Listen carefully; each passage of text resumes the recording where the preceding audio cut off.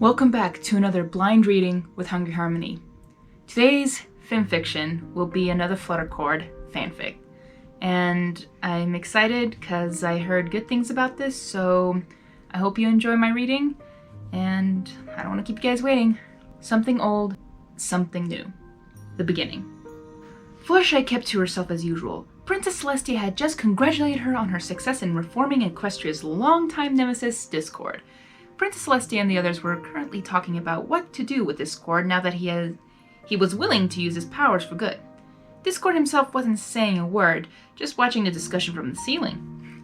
Fluttershy in turn was watching him. He didn't seem as though he was really listening to the conversation, but lost deep in thought. Princess Celestia, this is a question. We don't know. Princess Celestia, when you tasked Fluttershy in reforming Discord, you said you had use for his powers. What exactly did you have in mind? Twilight asked, raising a goblet to her lips via magic. At the sound of both of their names, Discord's eyes flicked over and met Fluttershy's gaze. Almost instantly, she looked away, blushing. You're blushing already. Sorry, it's exciting. Celestia exchanged a knowing glance with her sister Luna before responding in a slow voice.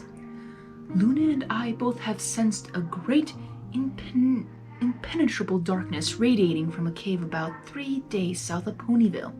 A cave that 3 of us in this room find particularly familiar. Celestia's eyes moved to the ceiling, just as Discord's eyes moved from Fluttershy. Ooh. Discord now seemed extremely interested in what was being discussed. My dear Celestia, if you think for a moment that she of all ponies would choose now to make an appearance, then you seriously underestimate her clever mind. Besides, how could she possibly be alive? Twilight scowled at Discord for questioning Celestia. Who is she precisely? Discord is referring to Misfortune, a powerful alicorn who proved numerous times to be more destructive than even Discord. Ooh, interesting. Hey now, what could possibly be more destructive than cotton candy clouds raining chocolate milk? Yeah, and not a single dollop of whipped cream in sight. Oh, that's Pinky. Pi chimed in, causing her friends to shake their heads affectionately. That's so Pinkie Pie. See? Pinky agrees with me. He stuck his tongue out at Celestia to reveal yet another tongue, which stuck itself out as well. Discord then crossed his arms and pretended to be hurt. Oh. Celestia ignored them both. Misfortune is different. She doesn't have fun like Discord. She sees her deeds simply as business. The last time she appeared, she caused the ground to blacken, the trees to become nothing more than sticks. Nothing grew anymore. The animal slowly started dying off from the lack of food, and harsh winds ravaged the entirety of Equestria. It was the longest year Equestria had ever had, and nothing has compared since. Wow. Luna's expression was one of terror, loathing, and depression all at the same time. How did she manage that? If she caused nothing to grow, how in tarnation did she survive? That's Applejack saying. Asked, her bright green eyes observing Discord as he made the candles on the table dance a waltz.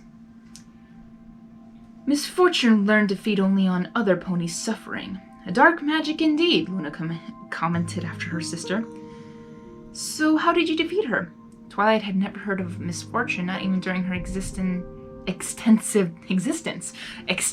study days in the library. For every pony who suffered, she became more and more powerful. When we first tried to overthrow her, she managed to banish us into her own dreamland. Celestia looked down at the table and Luna continued her story.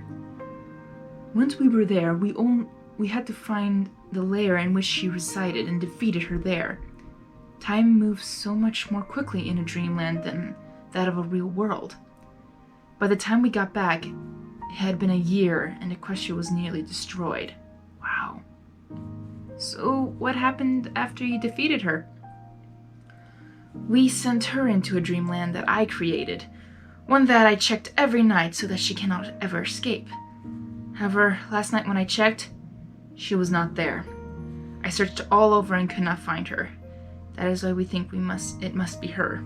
Ooh dear. Discord said she couldn't possibly be alive. Twilight's one glowed as she saved one of the candles from tripping. Celestia looked up from the table.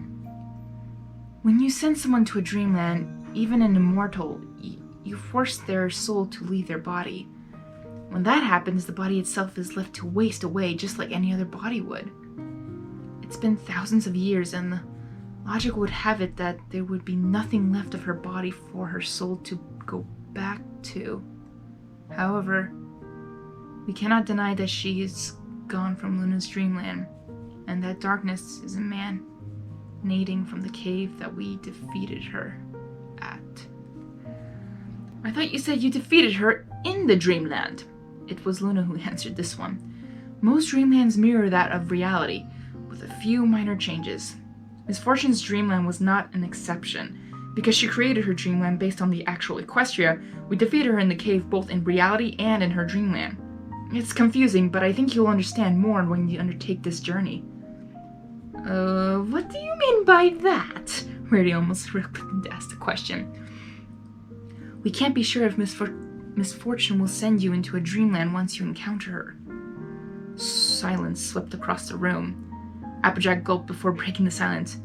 So, pardon me if I'm being rude, Your Highness, but why do we need discord when we have the elements of harmony? Now that is a good question, if I ever had one, darling. Really, I think discord would simply slow us down with his shenanigans. Oh, this is Rarity saying. I thought it was Celestia. Okay. She's right. Besides, the elements of harmony kick more butt than discord ever could, Rainbow Dash added, shooting into the air. Girls, now just a minute here. I can kick some butt if I really want to. At this point, a giant boot materialized behind Rainbow Dash and kicked her rear end, sending her spiraling through the air. He then transformed into his usual self and shrugged. See? Even Rainbow Crash couldn't avoid me. Lucky for you ladies, I do not wish to go. Luna sighed. Discord, out of the three of us, you knew Miss Fortune the best. The girls will need you. You must see that. Wait. He knew her? The best? Rainbow exclaimed, rubbing her rear end and glaring at Discord with disdain. Celestia looked at Discord, and Fluttershy could almost have mistaken it for the same sort of affection that she may look at Pinkie or Rarity with. She spoke in an amused voice. Well, Miss Fortune wasn't always called as such, and Discord wasn't always called Discord either. Wait, what now? Back when we were kids, they were called something entirely different. Twilight's mouth nearly fell to the floor. Mine's almost opened to the floor. When you were kids? Do you mean? Cecil looked at her people. Twilight, I haven't always looked this way. Me, Luna, Silver Streak, and...